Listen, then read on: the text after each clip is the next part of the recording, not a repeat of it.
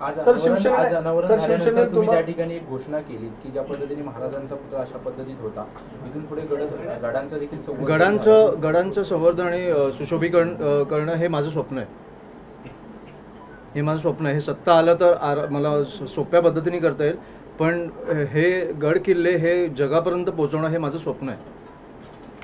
की जगाला कळलं पाहिजे की आपले गडकिल्ले काय होते, कसे इतिहास काय होता, महाराज काय होते, महाराजांनी गडकिल्ले कसे घडवले हे मला वाटतं जगाला कळलं पाहिजे आणि जग बघायला आलं पाहिजे. हे माझं स्वप्न आहे. म्हणून मी आज बोललो की जसं ह्या गोष्टींना एक भाग्य लागतं, एक नशीब लागतं. 4 महिने रखडलेला विषय माझ्या हातनं होतो, ह्याला एक नशीब लागतं.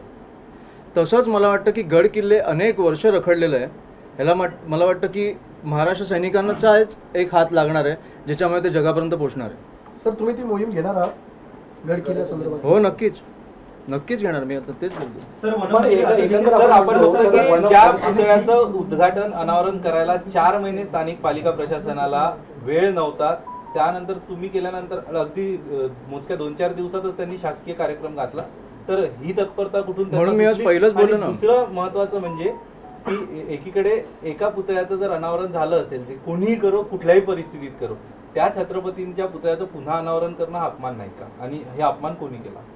नाही, अपमान ते त्यांचं शासकीय ते काय धोरण असेल ते मला माहीत नाही, पण मला वाटतं 4 महिने रखडवणं हा अपमान आहे. त्याच्यानंतर कोणी किती वेळा अनावरण केलं हा अपमानपेक्षा 4 महिने रखडवणं आणि कुठच्या परिस्थितीत ठेवणं हा अपमान आहे. आणि सॉरी, तुमचा पहिला प्रश्न काय होता? एकूणच पुन्हा अनावरण करणं. दुसऱ्यांदा अनावरण झालं. दुसऱ्यांदा अनावरण नाही. मी ह्याच्या पुढे पण देखील मला असे काही स्मारकं दिसली किंवा महापुरुषांची स्मारकं दिसली, महाराज नाही पण अनेक महापुरुषांची स्मारकं पण अशा पद्धतीने ठेवली गेली आहेत, मला असं कळलं. मी त्यांचं पण अनावरण करणार, कारण तुमच्या श्रेयासाठी त्यांना असं गुंडाळून घाणेरड्या कपड्यात ठेवणं हे आपल्या महाराष्ट्राला शोभत नाही. शिंदे सेनेने तुम्हाला पाठिंबा दिला की अमित ठाकरे यांनी उद्घाटन अनावरण केल्यानंतर परत अनावरणाची गरज नव्हती. शिंदे सेनेने तुम्हाला पाठिंबा दिला,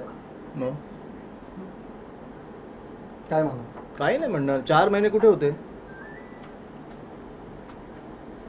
ह्याच्या पाठचं राजकारण मला ह्याच्याबद्दल बोलायचंच नाही. आणि कोण श्रेय घेत आहे ना, हे पहिल्या महिन्यात झालं असतं तर मी आलोच नसतो इकडे. तुम्ही 4 महिने कुठे होतात? तुमच्या राजकीय भांडणामुळे हे महाराजांचा पुतळा रखडला गेला, त्याच्यावर एक घाणेरडा कपडा लावलेला. तुम्ही त्याची परिस्थिती बघितली असेल. तुम्हाला पण अनेकदा त्याला तुम्ही इकडे नवी मुंबईचे अनेक पत्रकार असतील, नवी मुंबईची जनता असेल, त्यांना बघताना असं वाईट वाटत असेल की हा काय